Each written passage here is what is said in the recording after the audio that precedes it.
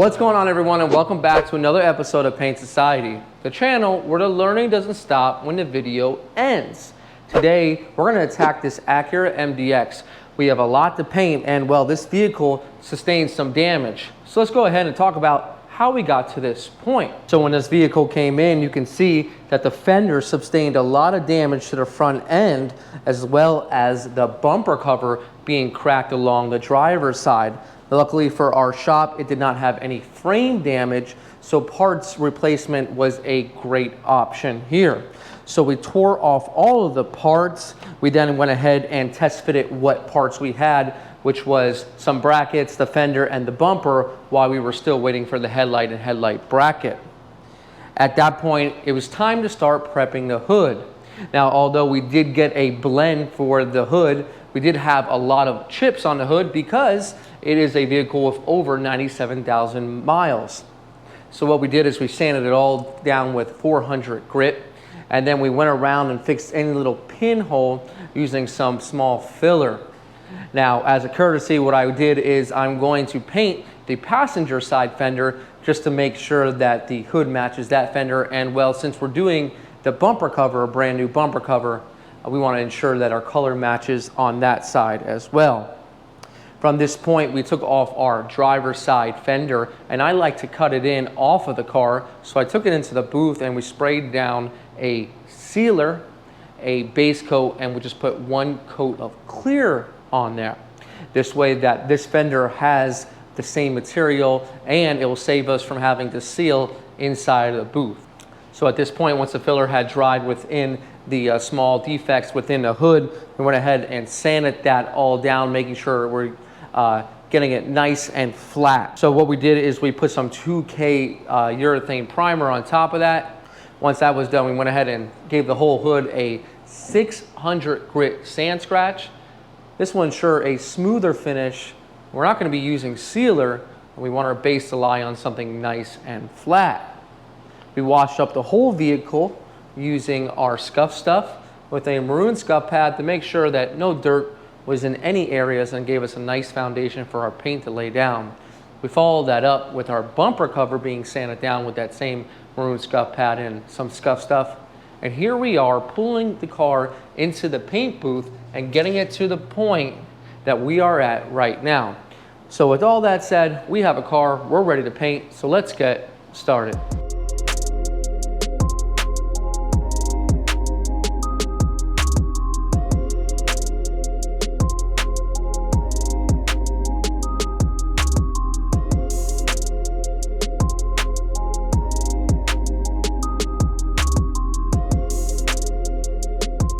So now that it's all masked up, let's take a closer look at what we have going on.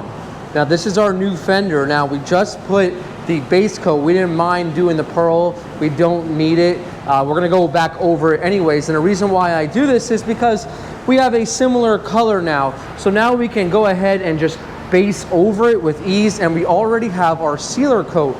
Now as a courtesy, I'm gonna be going up and blending this in just to make sure that my fender matches my A-pillar. Now once again, as we look at this hood, these are all the areas where we had little defects that I fixed and I primed over them. Now I couldn't just leave the chips in this area, so I took it upon myself. I'm gonna go ahead and blend this fender. Now there were chips also in the front of the fender, so we fixed those. You have to know when to stop. I mean, there's a dent right here. I can't fix that. This is a freebie right here, but it's also going to help out because I have a new bumper, and all that really matters is the car matches in the end for the customer and looks good. So the MDX is all ready to spray. Now I have to tell you, my #1 question I get mostly from your hobbyists or do-it-yourselfers is, Brian, I'm looking for a paint gun, I'm on a budget. Some of you guys don't want to spend $200 to $400, maybe never pick up a paint gun again. Well, we have a great option for you today. It's from Iwata, which I like because it's from a very reputable company. It's the Air Gunsa. Now this one you can find online. I just checked it out for $117, and I think that's a fair price, relatively speaking, when you're looking at prices of guns in the $400 to $500 to $600 range. So let's go ahead and take a look at it.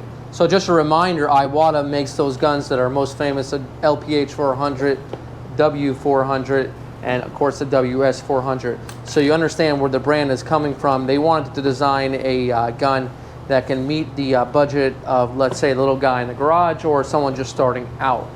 So when we dig into it, let's take a look. Now I've already taken a look at it. I already put the PPS adapter on it. So a basic gun, you know, it's not the lightest gun, it's not the heaviest gun. It's got all your basic adjustments like any other gun would have. It doesn't have the air adjustment at the bottom, which doesn't matter because we always keep this at wide open anyways. We got your fan adjustment at the top here. And then we, of course, have our fluid adjustment, which I always set at wide open. And to find that is I just back that out and then I hold the trigger and I turn the fluid in until it stops, so I know it's set at wide open now. Taking a look at the air cap, it's got that same build as we're used to from a quality Iwata, which is what I kind of like. It feels better than most of your cheaper guns. I went with a 1.3. 1.3 is a basic good all-around fluid tip. And I think we're ready to go spray. We're gonna spray everything out of it. And by everything, what do I mean? I mean sealer, I mean base, I mean clear. Now you can get a gun that can spray all three of those. Now if you're gonna get a gun for primer, don't mix it up with your main paint gun. You can get a cheaper gun for that. You can even get a Harbor Freight. Just keep in mind though, that the cheaper gun is not gonna be able to withstand to those harsher primer chemicals. So you might deteriorate those internals a little bit quicker than you want. So we have our sealer ready to go in our PPS cup. Now, of course, it does come with the cup, the hard cup if you need it, but we're gonna go ahead and use our PPS.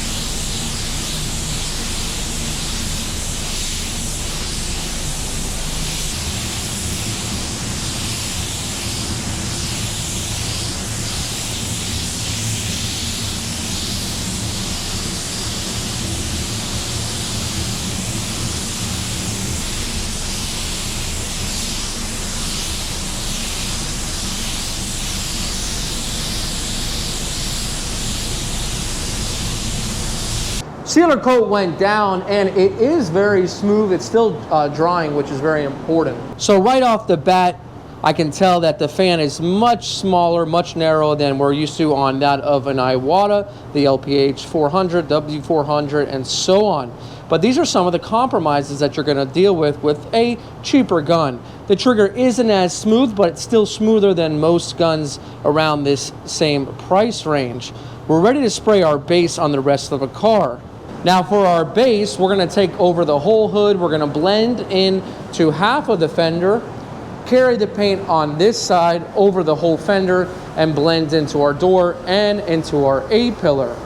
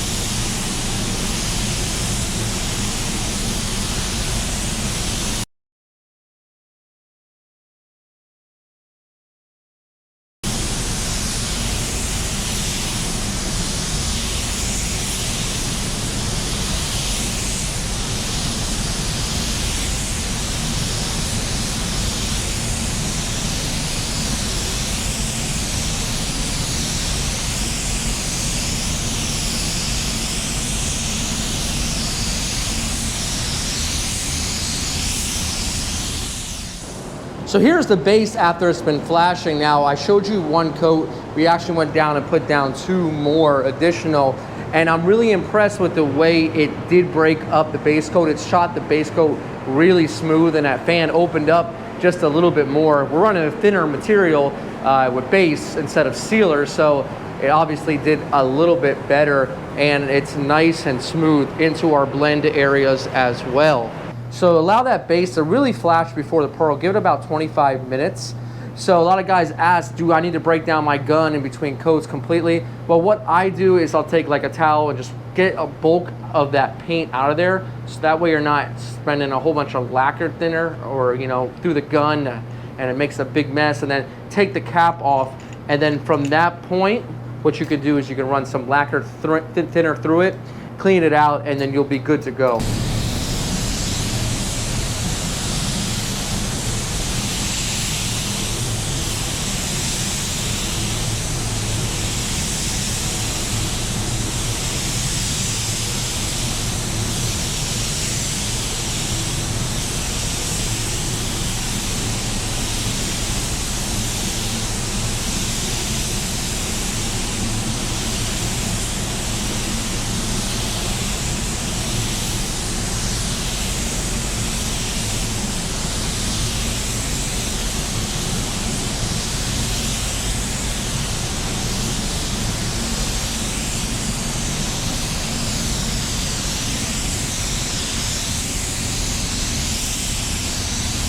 So we just went back to back on the pearl. We sprayed the front end, then we sprayed the bumper, and then back to the front end and back to the bumper.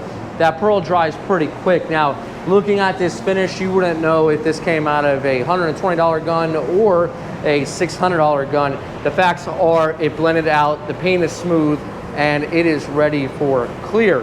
And that's exactly what we're gonna do right now. So a question I know you're gonna ask me, Brian, what air pressure are you spraying at? Well, there's no universal air pressure that I can give you or secret that's gonna make your jobs look amazing. What I like to do is I like to run my pressure a little bit lower. So I was in and around 20 to 21 PSI when spraying my base and my mid, and same with my sealer.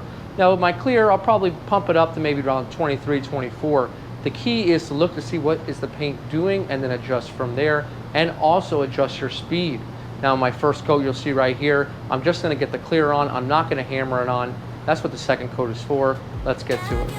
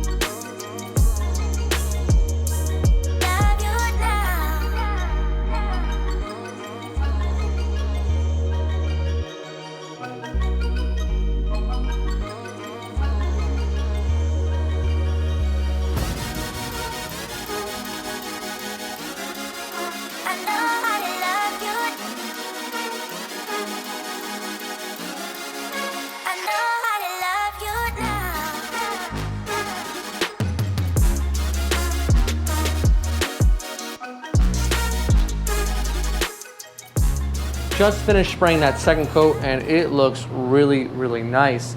Now, one thing I do want to show you on the gun is the packing nut right here. It got a little bit loose for whatever reason. Could have been during shipping or just, you know, maybe never tightened to begin with, but it did drop a small drop of clear that ran just a little bit on the fender, which I'll show you. But overall, it is a solid gun, and I'll give you my final thoughts in just a moment.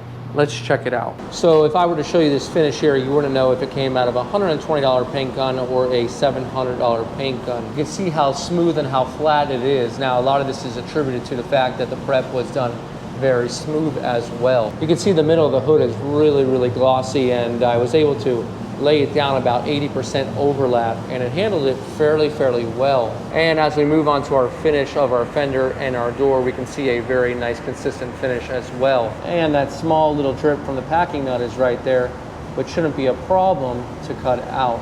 And the bumper has complete coverage and looks just as good as the rest of the car. And we know it will match because it's got the same exact paint on it. Now, my final thoughts on the Iwata Air Gunsa. Well, if you were to tell me this was around a $200 price range, I'd probably believe you. Just over $100, it makes for a great budget paint gun.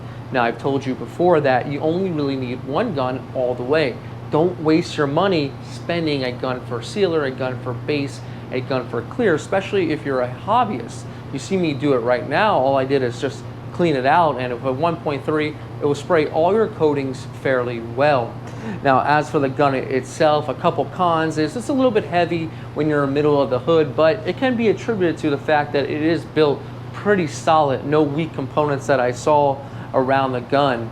Now, that leaking packing nut, well, that could just happen to be doing this during shipping or for whatever reason, but if you do happen to get one, make sure it is tight. I would give this gun a good 8 out of 10 rating. I think it's a fair gun and a great gun for a beginner, and you will see it on the channel. Now, until then, guys, let's go ahead and get this thing finished up. Let's get it back together and let's check it out. And hey, guys, this is Brian from Paint Society, reminding you, don't overthink it. It's just paint. I'll see you guys on the next one.